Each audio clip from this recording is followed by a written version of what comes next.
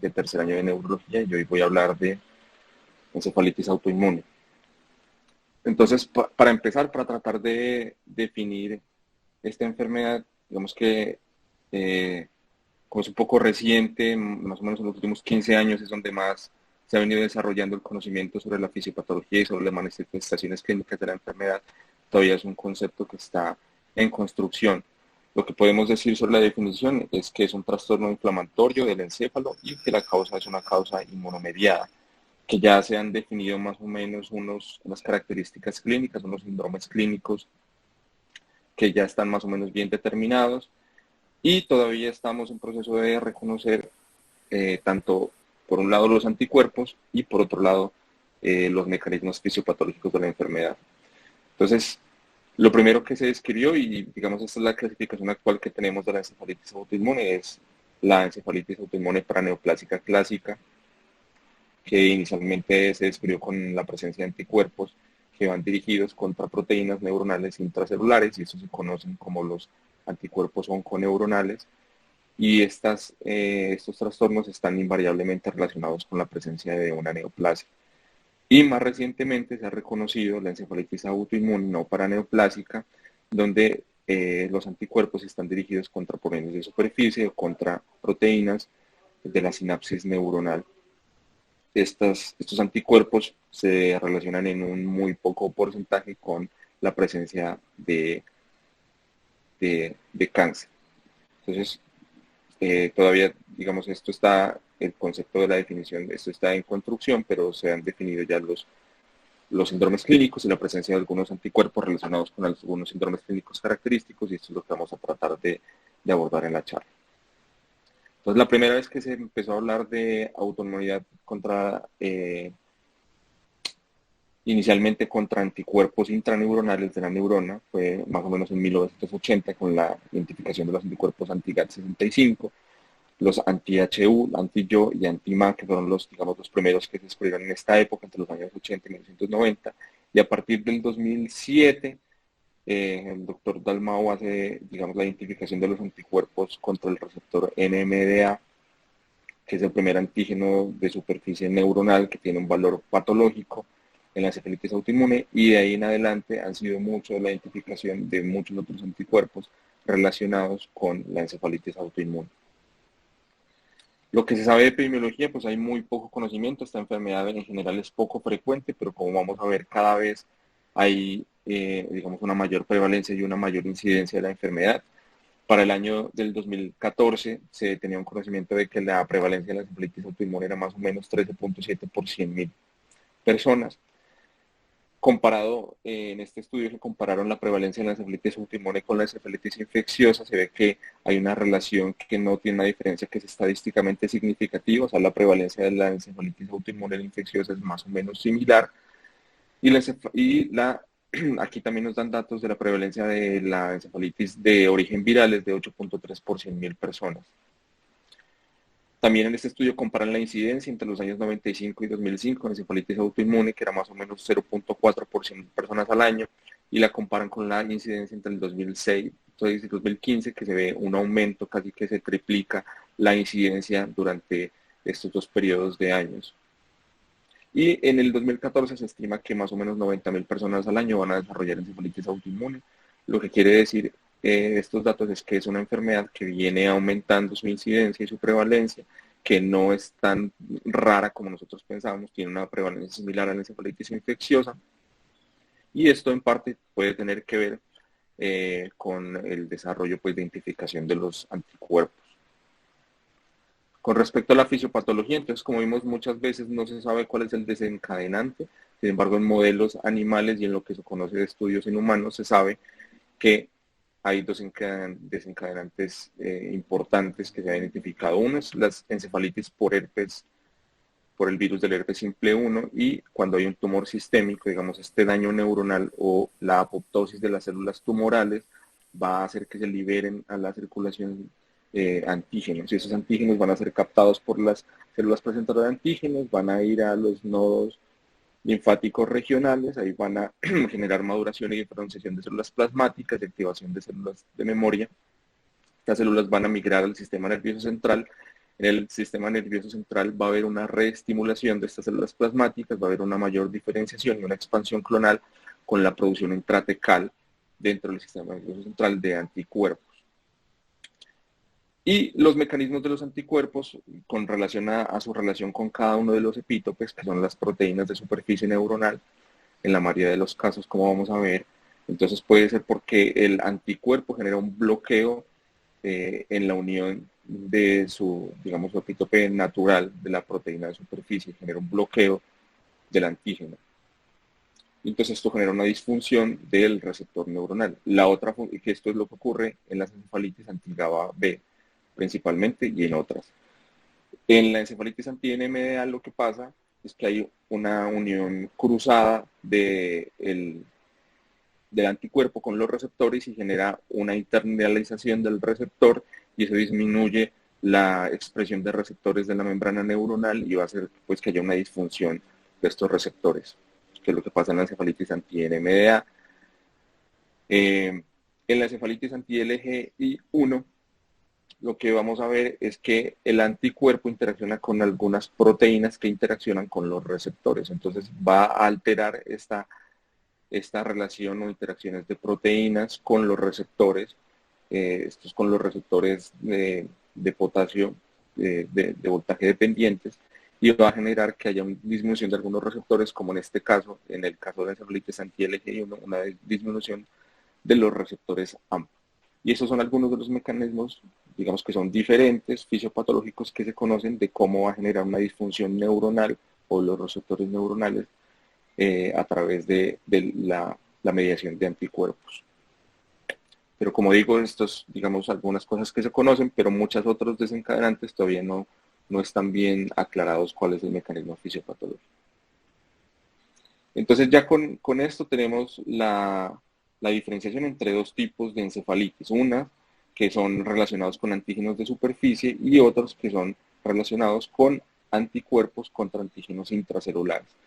Entonces, dentro de los antígenos de superficie, pues para decir que esto obviamente va a tener algunas diferencias, pues no solamente tienen diferencias fisiopatológicas, también tienen unas diferencias también en las manifestaciones clínicas y eso pues lo vamos a ir revisando. Entonces, los antígenos de superficie, lo que se sabe es que hay una disfunción neuronal que en la mayoría de los casos es reversible, o sea, esta disfunción del receptor usualmente se puede revertir y entonces los pacientes que tienen encefalitis relacionadas con anticuerpos de superficie neuronal van a tener un mejor pronóstico.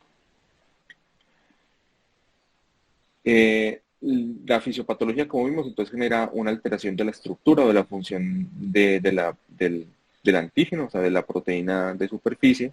Estos anticuerpos de superficie usualmente se detectan con mayor frecuencia en líquido cefalorraquídeo que en sangre, aunque hay algunas excepciones.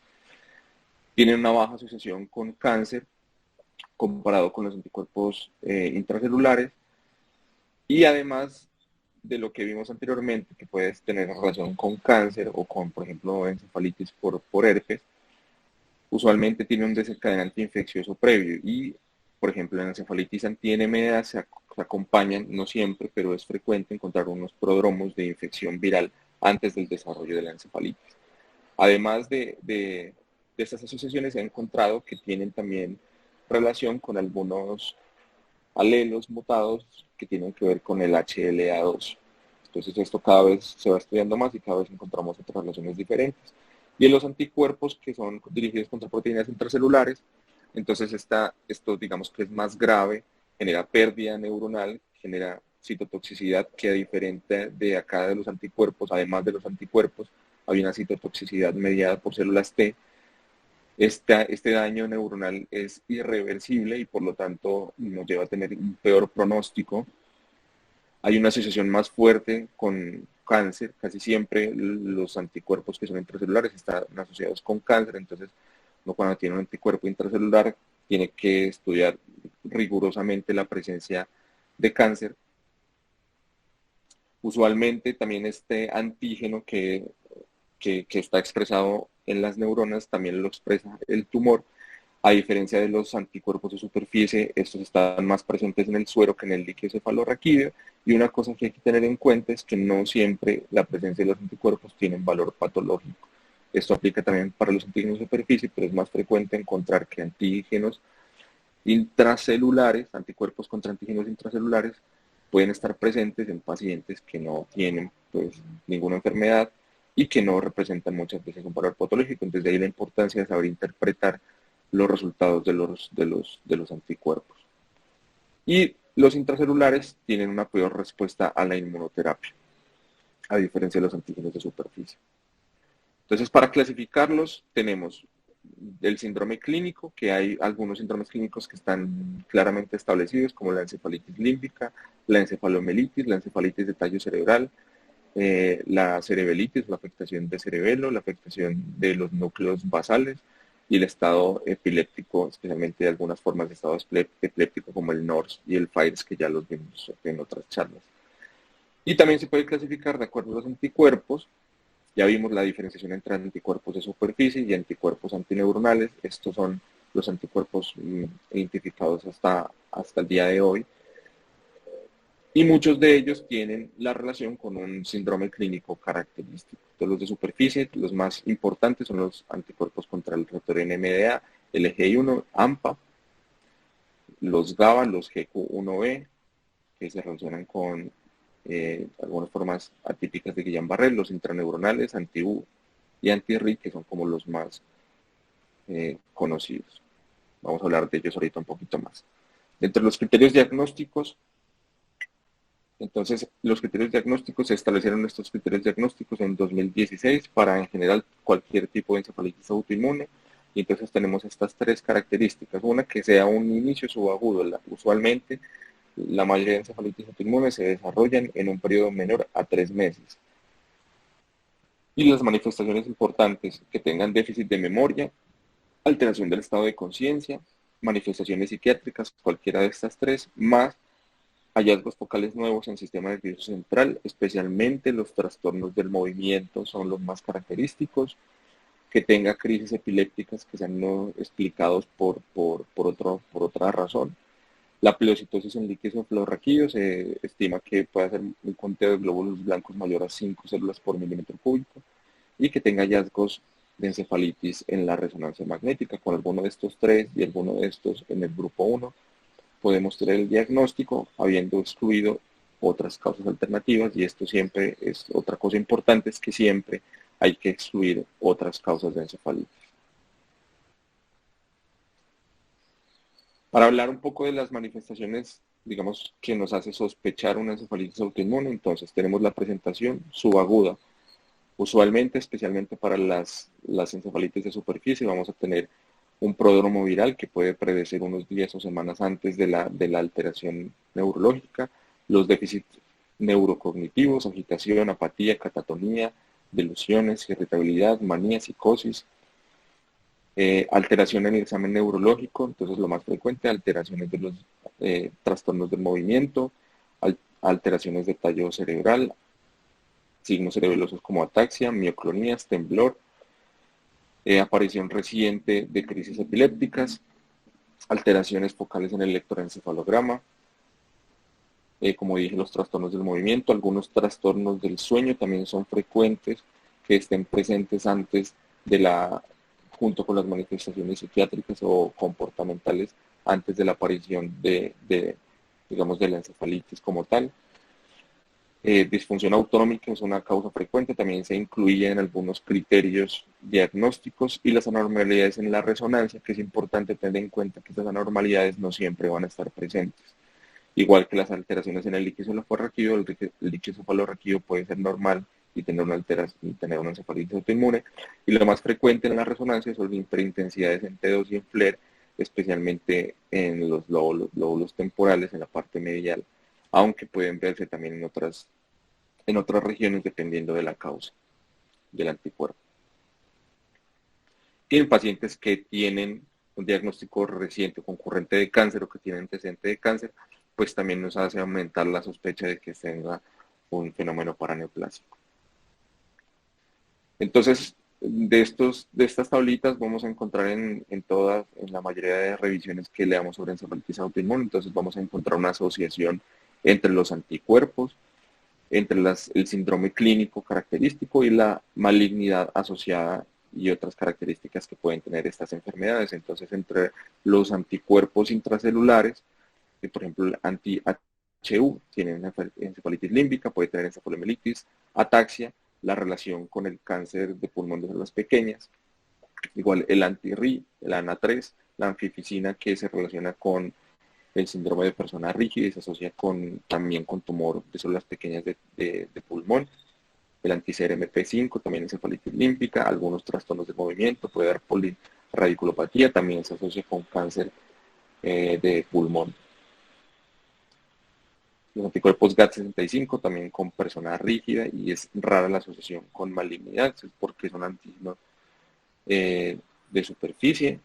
Los anticuerpos de la proteína glial fibril ácida, que también tienen muchas manifestaciones que pueden ser similares también a otras enfermedades desmielinizantes, como la anti-MOG o la neuromielitis óptica. La anti-YO, que tiene una presentación de ataxia cerebelosa y puede asociarse a cáncer de ovario.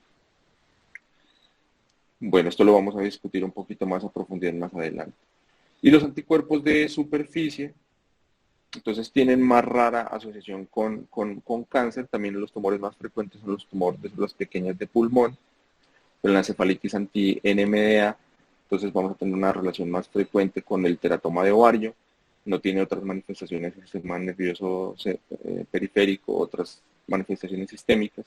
El anti-LGI1, que es otra de las importantes, que tiene también la presentación de la encefalitis límbica, por algo que es prácticamente patognomónico de esta encefalitis, que son las crisis histónicas faciobraquiales. La asociación con cáncer es raro, pero cuando está asociado lo más frecuente es que se asocia con timón. Y hay algunas características que son características clínicas que nos hablan mucho de cuál es el anticuerpo que puede estar presente en la encefalitis. Y como vimos, pueden tener muchas presentaciones de síndromes clínicos, pueden tener otras características asociadas que nos hagan pensar en un tipo de anticuerpo.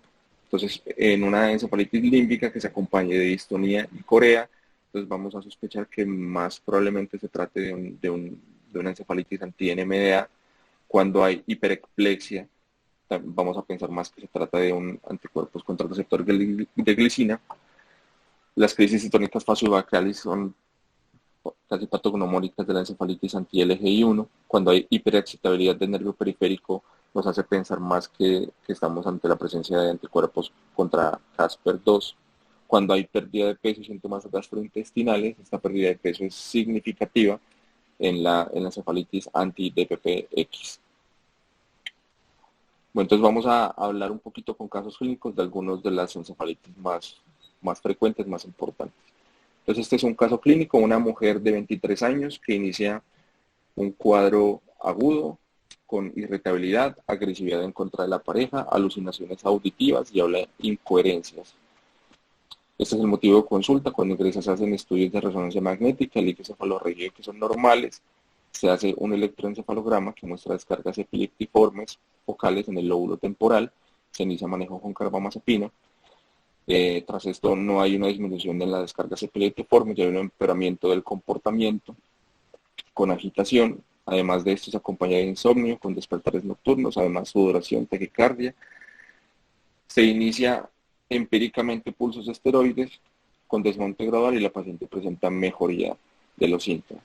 Entonces esta es más o menos la presentación de lo que se trata de una encefalitis límbica. Y en la encefalitis límbica, pues digamos que lo más importante, lo más frecuente es la encefalitis anti-NMDA.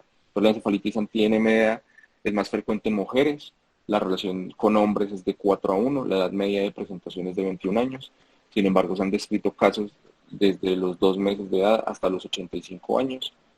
Los anticuerpos van dirigidos contra la subunidad GLUN1 del receptor NMDA. Como vimos la fisiopatología, lo que ocurre es que hay una disfunción del receptor por su internalización. Se ha visto que, por ejemplo, algunos medicamentos que generan antagonismo contra el receptor NMDA, como la ketamina, produce síntomas similares a los de la encefalitis límbica.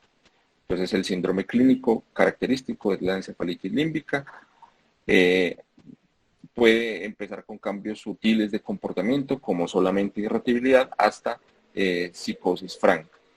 Usualmente, pero no siempre, se asocia con trastornos del movimiento. Lo más frecuente es que tenga corea, distonía, discinesias orofaciales, puede acompañarse también de algunos trastornos del sueño, puede haber alteración del estado de conciencia, convulsiones, coma y disautonomía. Actualmente la mayoría de los pacientes con encefalitis anti-NMDA necesitan eh, eh, manejo en unidades de cuidado intensivo por el coma, por la epilepsia y por la disautonomía. Esta es la evolución normal con tratamiento de lo que ocurre en una encefalitis autoinmune. Usualmente empieza con un prodromo viral, ¿sí?, que puede ser con síntomas gastrointestinales, con fiebre o síntomas respiratorios. Más o menos esto evoluciona en 1 a 2 semanas a manifestaciones psiquiátricas, como las mencionamos, y hasta semanas a meses después del tratamiento puede tener inicialmente aquí en la situación más grave de la enfermedad, entonces las complicaciones neurológicas, alteración del estado de conciencia, trastornos del movimiento, convulsiones, hipoventilación central, disautonomía, y eso es lo que hace pues, que los pacientes requieran muchas veces asistencia ventilatoria y unidades de cuidados intensivos. Y después del tratamiento pueden tener recuperación hasta en meses y años. Importante que muchas veces esos pacientes no tienen alteración en las imágenes de resonancia y el líquido cefalorraquídeo también puede ser normal. Entonces a veces esto puede retrasar el diagnóstico. Las claves aquí para el diagnóstico es la asociación con otros trastornos, por ejemplo, los trastornos del sueño, los trastornos del movimiento, las convulsiones, la disautonomía y la hipoventilación central nos hace aumentar la sospecha de una encefalitis anti-NMDA. Entonces tenemos estos criterios diagnósticos, ¿sí? Importante entonces lo que vimos, la evolución en el tiempo usualmente se instaura en menos de 3 meses, hay 6 grupos mayores de síntomas, las alteraciones cognitivo-conductual, las manifestaciones psiquiátricas, también pueden estar presentes los trastornos del lenguaje que pueden ir hasta una paciente que esté logorreica o que llegue a estar con mutismo, las crisis epilépticas, los trastornos del movimiento, las alteraciones en el electroencefalograma, que también pueden ser muy específicas, pero no siempre están presentes, y lo característico es ver el delta brusco. Ahorita vamos a ver una imagen, y como vemos el líquido cefalorraquídeo puede ser normal o puede tener una pleurocitosis leve, y también está presente en un porcentaje importante bandas oligoclonales. Siempre hace parte de los criterios diagnósticos la exclusión de otras causas de encefalitis. Y el diagnóstico definitivo se hace con alguna de estas manifestaciones, más la presencia de los anticuerpos anti-NMDA. Importante que esto debe ser en líquido cefalorraquídeo porque el rendimiento de los anticuerpos anti-NMDA en suero es menor, tiene una sensibilidad del 88% versus una sensibilidad del 100% en líquido cefalorraquídeo. Entonces siempre nos hacen la aclaración de que para el diagnóstico definitivo la medición de los anticuerpos debe ser un líquido cefalorraquídeo. Entonces el prototipo clásico de la encefalitis anti-NMDA es una mujer joven que se presenta con manifestaciones psiquiátricas en menos de 3 meses, que puede tener o no algunos trastornos del movimiento, discinesias oromandibulares, distonía o corea son las más frecuentes, que puede tener hiperventilación central. Como les decía, la detección de los anticuerpos debe ser en líquido cefalorraquídeo, y que esto sea idealmente con un ensayo basado en células para disminuir la posibilidad de falsos positivos. Las alteraciones en resonancias magnéticas más comúnmente vistas son las hiperintensidades en T2 y en FLAIR de los lóbulos temporales, pero esto no está siempre presente, y el patrón del electroencefalográfico de un delta brusco. Entonces, la pleurocitosis en el líquido está más o menos presente en el 80% de los pacientes, hiperproteinorraquia solamente en el 30% de los pacientes, bandas sublunares en el 60%. Sin embargo, en las fases iniciales de la enfermedad, como dije, el líquido cefalorraquídeo puede ser normal. Y una cosa importante, que la sensibilidad de los anticuerpos en líquido cefalorraquídeo es del 100%, entonces está casi que en todos los pacientes que tienen esta encefalitis en cualquier fase de la enfermedad.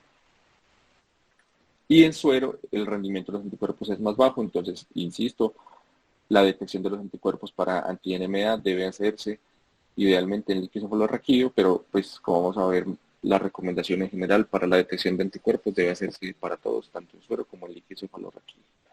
La asociación de encefalitis anti-NMDA con teratoma es más o menos del 30 al 40%, entonces digamos que tenemos que hacer un screening de cáncer, realmente de teratoma, con alguna de estas modalidades. Puede ser ultrasonido transvaginal, tomografía o resonancia magnética. El PET tiene mal rendimiento para la detección de teratoma porque estos no son lesiones que tengan hipermetabolismo, porque el 70% de los teratomas, a pesar de que pueden generar una encefalitis, digamos que son benignos en el 70% de los casos.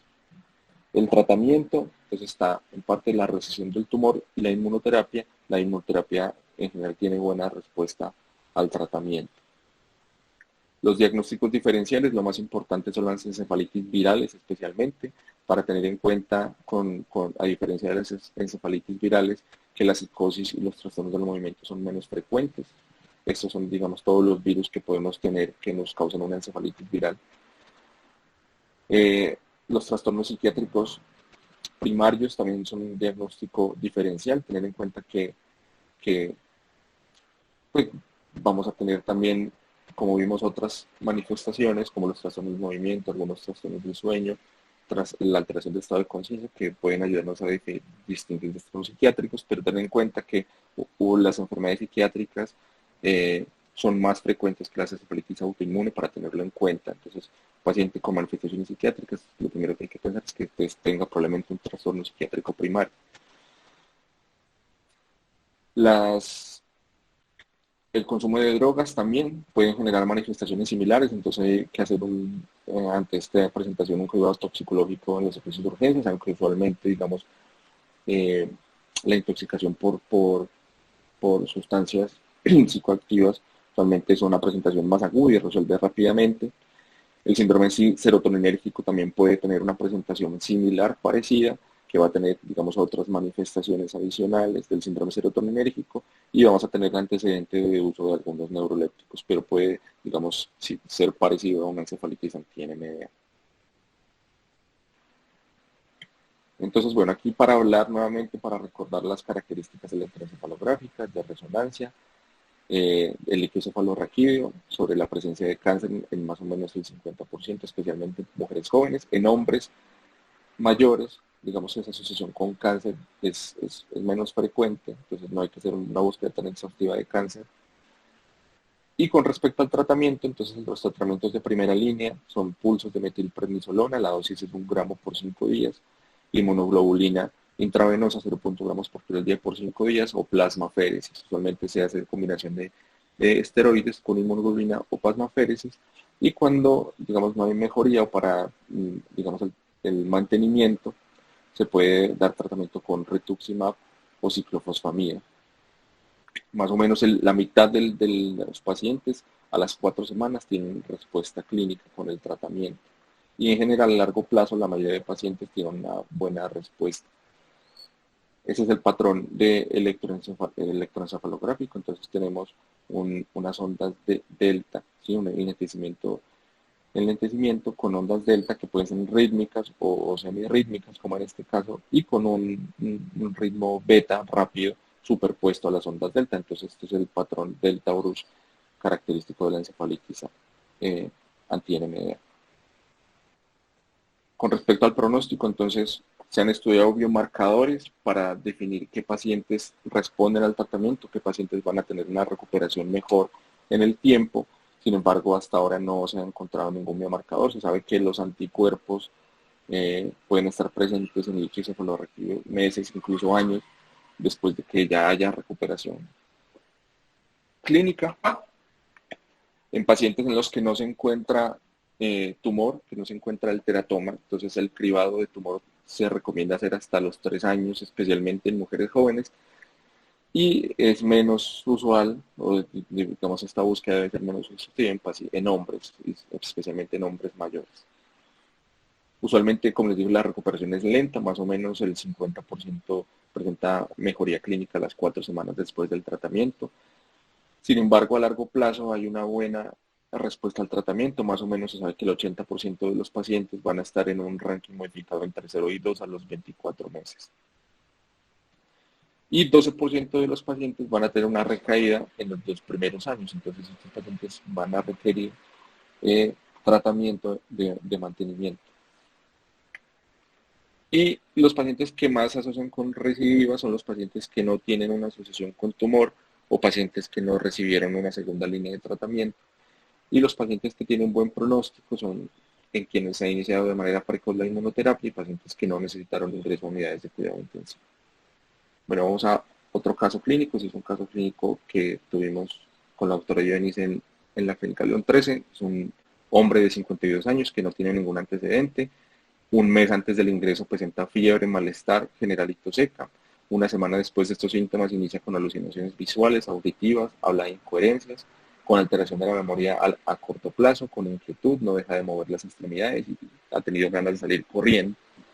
Durante la hospitalización se evidencia la presencia de crisis convulsivas, taquicardia y la habilidad de la presión arterial. Esta es otra presentación de una encefalitis límbica con algunas otras características como la disautonomía y las crisis epilépticas. Tenía un sodio en 132, un líquido cefalorraquídeo con una pleocitosis leve de predominio mononuclear, proteína y glucosa normales, con un electroencefalograma de 6 horas normal, con esta resonancia magnética que está normal, tiene una hiperintensidad muy sutil en FLAIR del lóbulo temporal mesial izquierdo. Y se identifican estos episodios, estos movimientos sincrónicos rápidos de la cara, las extremidades derechas. Estas son las crisis distónicas faciobraquiales y esto es pues, patognomónico de la encefalitis anti-LGI1. Se le realizaron un panel de anticuerpos en líquido cefalorraquídeo y salió positividad para anticuerpos anti-LGI1 en líquido cefalorraquídeo. Entonces, la encefalitis anti-LGI1 es la segunda más frecuente después de la encefalitis anti-NMDA. Fue descrita inicialmente en el año 2010. Típicamente da en hombres mayores de 60 años. La característica es que también tiene, como todas, un inicio subagudo, cambios de comportamiento, deterioro cognitivo. Como vimos en la fisiopatología, lo que hay es una interrupción de la unión de proteínas presinápticas y posinápticas con el receptor LGI1 y lo que va a llevar es a hiperexcitabilidad neuronal. El 50% de los pacientes tienen crisis histónicas faciobraquiales y usualmente esto puede preceder o estar antes de los cambios cognitivos o comportamentales. Se asocia también a disautonomía. Puede también, además de las crisis histónicas, tener otro tipo de crisis focales, crisis tónico-crónicas generalizadas y crisis autonómicas. Entonces, las manifestaciones más frecuentes, entonces está la alteración de la memoria a corto plazo, las crisis histónicas faciobraquiales, como vemos, más de la mitad de los pacientes. La hiponatremia es un hallazgo paraclínico que también está con frecuencia. Una diferenciación con respecto a otros tipos de encefalitis con anticuerpos contra antígenos de superficie es que en anti-LGI1 es más detectable, es más fácil detectarlo en suero que en líquido cefalorraquídeo. Vamos a ver la diferencia, la tasa de detección del 96% en suero versus el 77% en líquido cefalorraquídeo. Esto es diferente a lo que sucede en la encefalitis anti-NMDA. Más o menos el 73% tienen hiperintensidades en T2 en el lóbulo temporal o en el hipocampo. Y con respecto al tratamiento, vamos a ver que hay una buena respuesta al tratamiento. La mayoría de pacientes tienen una remisión de la enfermedad con el tratamiento con esteroides. Sin embargo, cuando se maneja con esteroides e inmunoglobulina, digamos que esa respuesta es mejor y hay menos tasa de recaídas. Entonces, las manifestaciones frecuentes, las crisis histónicas faciobraquiales, algunos pacientes pueden tener crisis focales o tónico-crónicas generalizadas, los trastornos de la memoria, cambios comportamentales, trastornos del sueño, la hiponatremia, las hiperintensidades en T2 en el sistema límbico, el líquido cefalorraquídeo es normal en la mayoría de los casos, en el 75% de los casos vamos a tener un líquido cefalorraquídeo normal y en este caso no tenemos asociación con tumor. Casi el 90% de los pacientes no se les encuentra un tumor y cuando se les encuentra, repito, es el timoma el más frecuente. La mayoría de pacientes tienen buena respuesta al tratamiento, aunque la mayoría de pacientes no vuelven a su estado basal y quedan con algunos síntomas cognitivos residuales, especialmente con trastornos de la memoria. Entonces, En el electroencefalograma, a pesar de que se registren las crisis histónicas faciobranquiales, la mayoría de casos el registro electroencefalográfico es normal y eso se cree que el origen de las crisis probablemente sea un origen subcortical. También pueden encontrarse hiperintensidades de los núcleos basales contralaterales a donde ocurren las crisis histónicas faciobranquiales. El 30-40% tienen hiperintensidades temporales. La sensibilidad de los anticuerpos en suero es del 100% y el liqueofilorrequido es del 88%, entonces, digamos, inverso a lo que ocurre en la encefalitis anti-NMDA. Y como dije, entonces el timoma está asociado cuando hay asociación tumoral, que es en la minoría de los casos. Entonces, dentro de la semiología de las crisis histónicas faciobarcales, este estudio trató de dilucidar más o menos qué características tienen con estudios electrofisiológicos, tanto electroencefalográficos como electromiográficos, y lo que se ve es que hay cuando hay el registro electroencefalográfico, lo que se ve es que hay una contracción mioclónica inicialmente en la extremidad, luego viene una contracción tónica hemifacial, que usualmente se repite varias veces y es lo que se ve en el electroencefalograma, este patrón decremental que se ha tratado de incluir como un marcador, pero esto es muy poco frecuente y todavía para eso hay que, digamos, hace falta más estudios para saber. Y la característica más frecuente, entonces, a pesar de que uno las describe como crisis histónicas faciobarquiales, el fenómeno semiológico y electrofisiológico que está ocurriendo es que puede haber un fenómeno mioclónico distónico o clónico tónico. Son los dos fenómenos más frecuentes. Mioclónico distónico y tónico distónico, esas son las más frecuentes, pero pueden ser mioclónicos, distónicos, clónicos o tónicos, cualquiera de las cuatro ocurre en estas manifestaciones, y las crisis varían entre 0.5 a 10 segundos en la duración de una crisis, y estos episodios pueden repetirse cientos de veces en el día. En el caso nuestro, el paciente tenía estas crisis, más o menos cada 5 minutos tenía una crisis. Bueno, entonces, con respecto al tratamiento, entonces, como vimos, la metilprednisolona intravenosa por 5 días asociado a inmunoglobulina intravenosa o plasmaféresis. Ese es el tratamiento, se recomienda la primera, se recomienda pues el tratamiento combinado, y también muchos de estos pacientes van a necesitar el tratamiento de mantenimiento, ya sea con rituximab o con ciclofosfamida. Con respecto al pronóstico, la mayoría de los pacientes con tratamiento a 24 meses, el 87% van a estar en un ranking entre 0 y 2. La recurrencia a 6 meses es del 13%, y después de los 6 meses la recurrencia puede ser del 22%. Entonces, digamos, es significativo, entonces la mayoría van a requerir un tratamiento de mantenimiento. Bueno, otras encefalitis contra anticuerpos de superficie está la encefalitis anti-GABA B. Entonces también el síndrome clínico característico es una encefalitis límbica o puede presentarse con estados epilépticos, puede ser similar a una demencia rápidamente progresiva, además puede dar ataxia, el síndrome de oxoclono-mioclono, más frecuente en fumadores.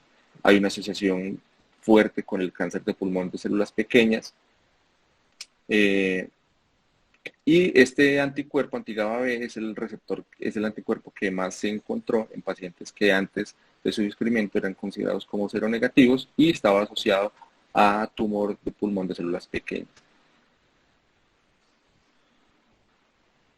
Otra característica importante, entonces los hallazgos son similares a otras encefalitis límbicas, las hiperintensidades en T2 y en FLAIR de los lóbulos temporales. El liqueofilorrequido puede tener pleocitosis y biopolponorraquia hasta la mitad de los pacientes. También hay una buena respuesta al tratamiento con inmunoterapia y tratamiento tumoral. Para todas estas encefalitis, pues los ensayos clínicos son muy pocos y la recomendación de tratamiento es similar: metilprednisolona, plasmaféresis inmunoglobulina y rituximab para casos refractarios o de mantenimiento. Ese es otro caso clínico de una paciente de 70 años que tiene una pérdida rápida de memoria con desorientación, antecedente de tabaquismo de 20 paquetes al año, estudios de resonancia liqueocefalorraquídeo normal con un PET que muestra una lesión hipermetabólica en el hilio pulmonar, estudia de un cáncer pulmonar con anticuerpos anti-AMPA positivo. Se hizo biopsia de la lesión con un diagnóstico de cáncer de pulmón de células pequeñas.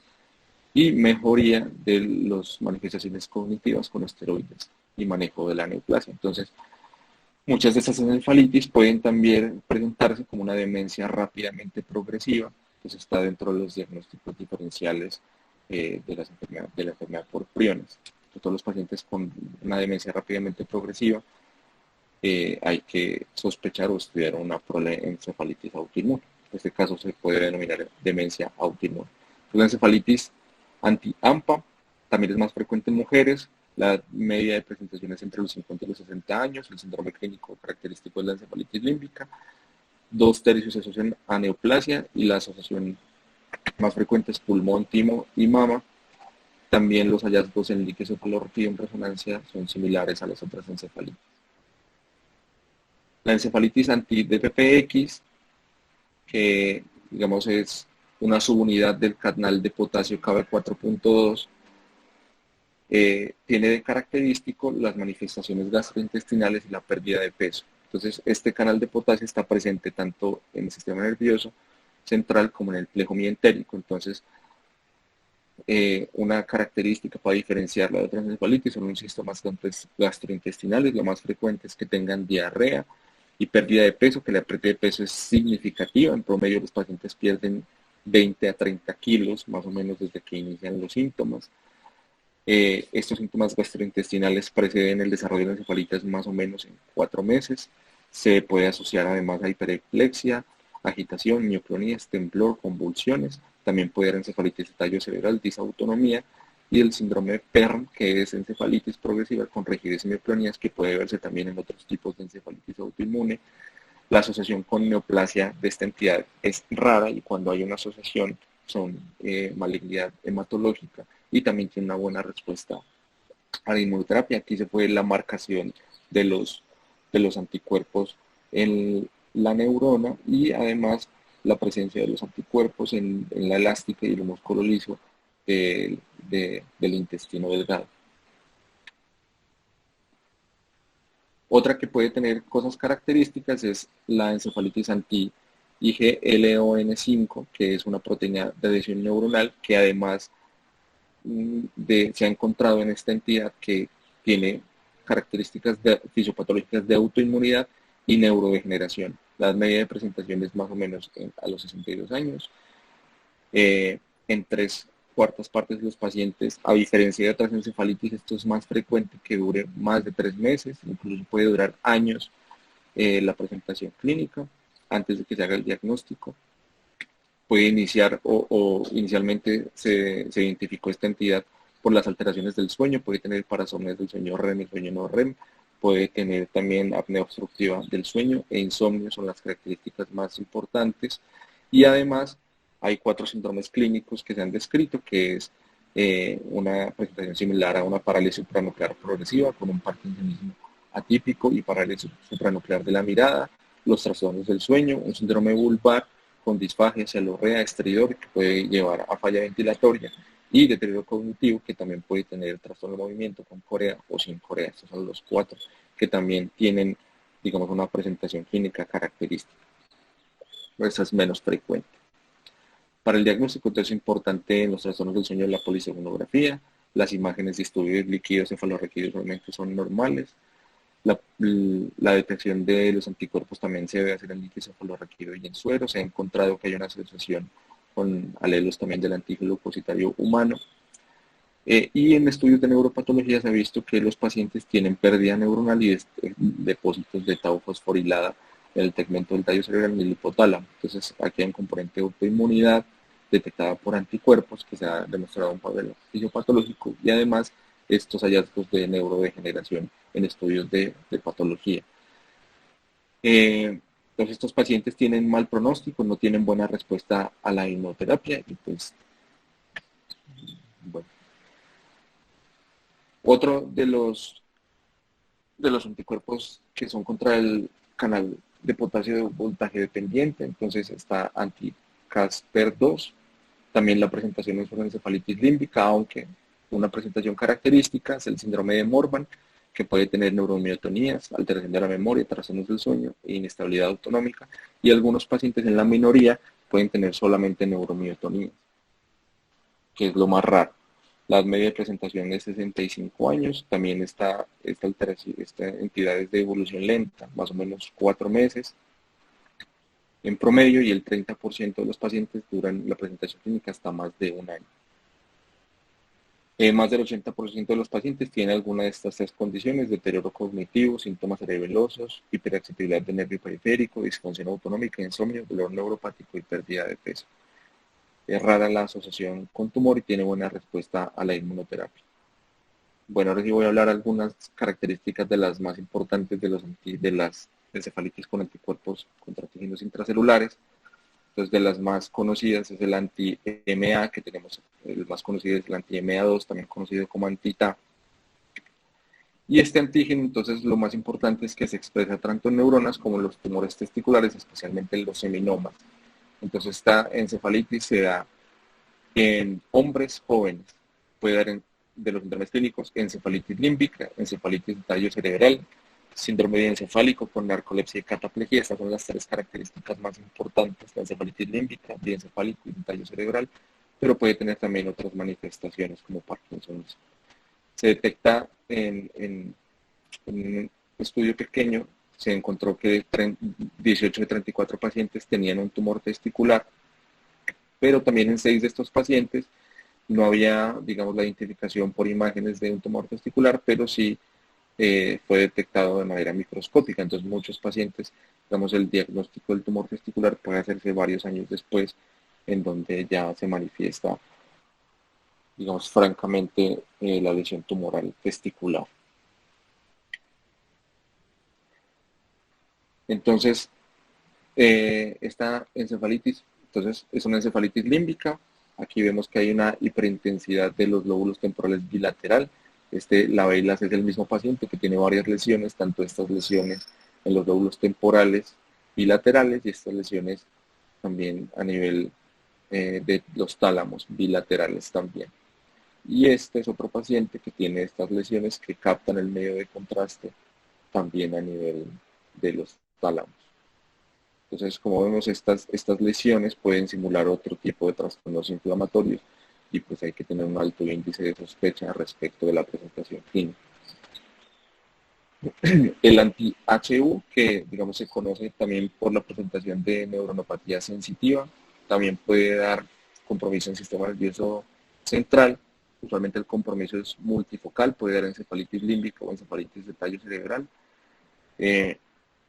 La mayoría está asociado con neoplasias con tumor de pulmón de células pequeñas. Solamente el 15% de los pacientes no tienen una asociación tumoral. Otra característica importante para distinguirlo es la pseudoobstrucción intestinal, y en niños puede dar también obstrucción clono secundario a un neuroblastoma. El tratamiento es similar, y como vemos, la asociación con tumor de pulmón de células pequeñas es de hasta el 85%. Y estas son otras formas de tumores que son extrapulmonares, que son menos frecuentes.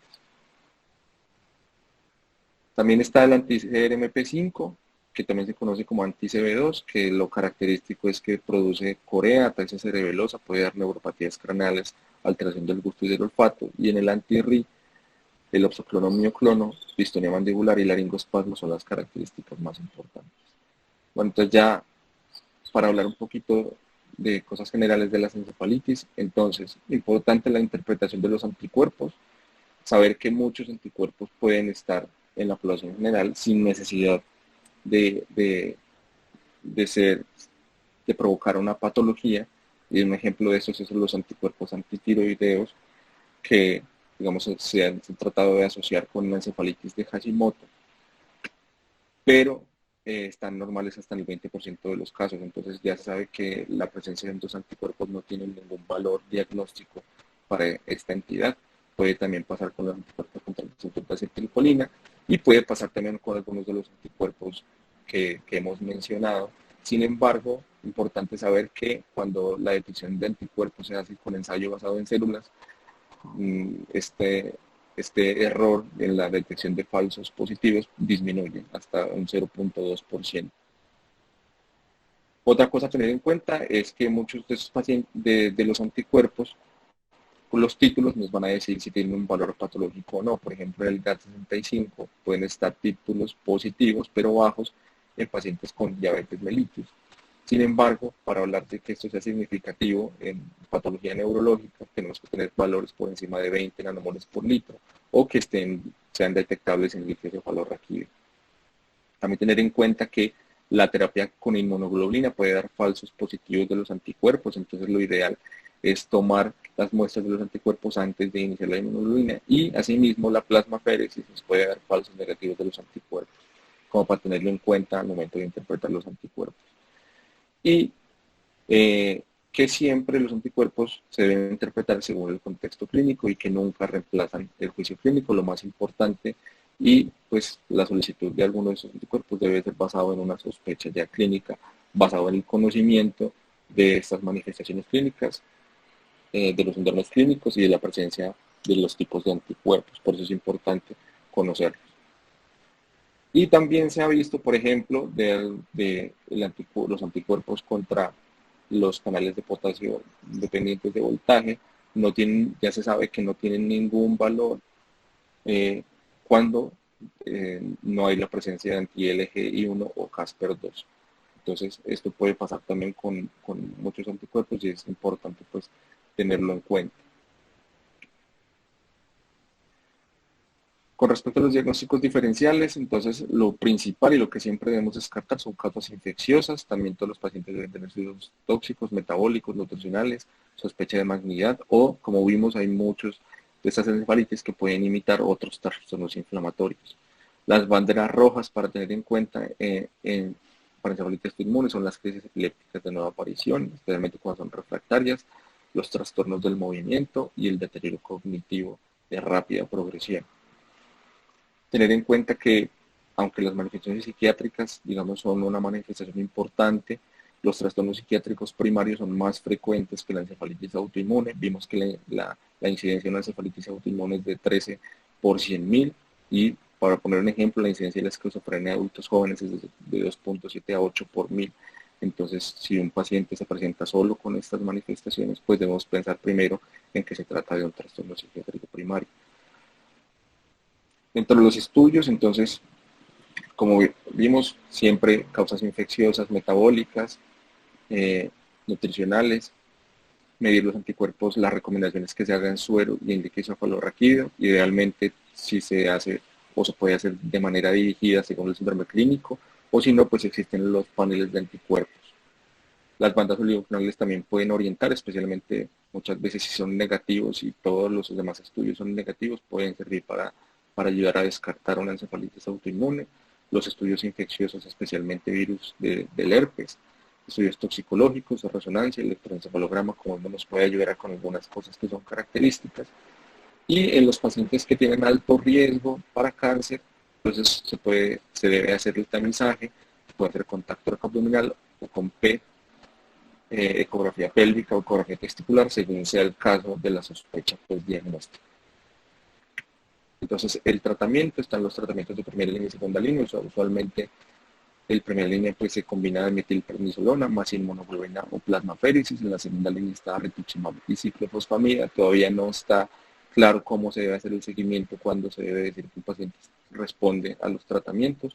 Y esto es básicamente de acuerdo a la respuesta clínica. Y terapias de mantenimiento, como vemos hay alta tasa de recurrencia, entonces la mayoría van a requerir inmunosupresión a largo plazo, ya sea con rituximab, con micofenolato, azacitidina o ciclofosfamida. Y eso también pues, puede variar según el tipo de encefalitis.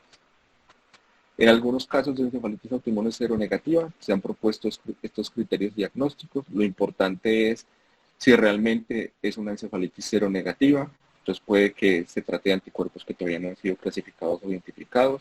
Tener en cuenta que puede darnos falsos negativos después de la plasmaféresis, tener en cuenta la muestra correcta, entonces hay veces que solamente se toman anticuerpos del suero o solamente el líquido encefalorraquídeo y esto nos puede dar, digamos, falsos negativos. Y pensar siempre si hay otro diagnóstico que sea más probable que una encefalitis autoinmune. Entonces, si la clínica no es sugestiva, no es clara, tenemos un líquido normal con bandas cerebrales negativas, la resonancia no muestra ninguna alteración de la señal o ya tiene atrofia significativa, entonces debemos pensar que probablemente sea otra la causa. Y donde tenemos alta sospecha clínica, a pesar de que, digamos, los estudios de cuerpos sean negativos, algunos autores recomiendan un curso de metilprednisolona intravenosa y evaluar la respuesta clínica y también paraclínica. Bueno, también para mencionar, en otros escenarios se puede desarrollar encefalitis autoinmune, entonces se ha encontrado que después de una encefalitis por herpes, el 27% de los pacientes desarrollan encefalitis autoinmune, más frecuente encefalitis anti-NMDA en el 64%. Usualmente estas manifestaciones ocurren 1 a 3 meses después de la encefalitis herpética, entonces muchos pacientes puede que, digamos, no mejoren después de este tiempo, en 1 a 3 meses, entonces uno debe empezar a tener la sospecha de que probablemente esté haciendo un fenómeno autoinmune. Y en pacientes menores de 4 años, cuando se presentan además con corea, atetosis, epilepsia refractaria, y además en niños menores de 4 años, la encefalitis autoinmune post encefalitis herpética tiene peor pronóstico. Contrario a lo que pasa en adultos, que usualmente los pacientes tienen una respuesta favorable a la inmunoterapia. También se ha encontrado recientemente asociación con el tratamiento con inhibidores inmunes de checkpoint. Entonces, el tratamiento se usa tratamiento para el melanoma, pero también para otros tipos de cáncer.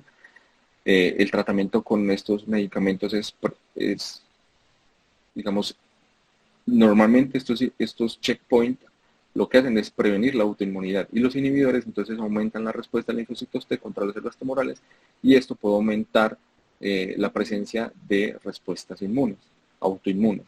Entonces hay varios reportes de encefalitis autoinmune secundario al tratamiento con estos medicamentos. Y lo que se recomienda en el tratamiento es detener el tratamiento con esos medicamentos y dar un ciclo de esteroides. También puede darse manejo adicional con plasmaféresis, inmunoglobulina o rituximab. Y después de que, digamos, resuelva, hay que mirar el riesgo-beneficio de reiniciar este tipo de tratamientos. Entonces, tener en cuenta que cuando se detiene el tratamiento, la vida media es más o menos de 2 a 4 semanas y es lo que uno espera, pues, para esperar tanto el tratamiento como la respuesta clínica de quitar el tratamiento con los inhibidores de checkpoint. También se han reportado casos de encefalitis autoinmune post-trasplante, como para tener en cuenta que cada vez hay más, digamos, escenarios en los que nos podemos encontrar con una encefalitis autoinmune. Entonces, como conclusiones, la encefalitis autoinmune representa una proporción significativa entre las causas de encefalitis, la incidencia de la enfermedad viene aumentando en el tiempo. Los hallazgos clínicos e imagen característicos son fundamentales para el diagnóstico. La detección de los anticuerpos es de gran ayuda en el diagnóstico, pero es importante conocer tanto cuándo solicitarlos y cuáles son las limitaciones en su interpretación. Y que hay cada vez mayor reconocimiento de la aparición de encefalitis autoinmune en otros escenarios, como lo mostré al final. Bueno, quedo atento a algún comentario si hay alguna pregunta. Daniel, muchísimas gracias. Muy clara tu exposición, muy completa.